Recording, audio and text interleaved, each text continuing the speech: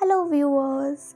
तो आज की टॉपिक है capital A to Z, ABCD। सबको आती है राइट, बट मैं आपको ABCD सिखाने नहीं आई हूँ।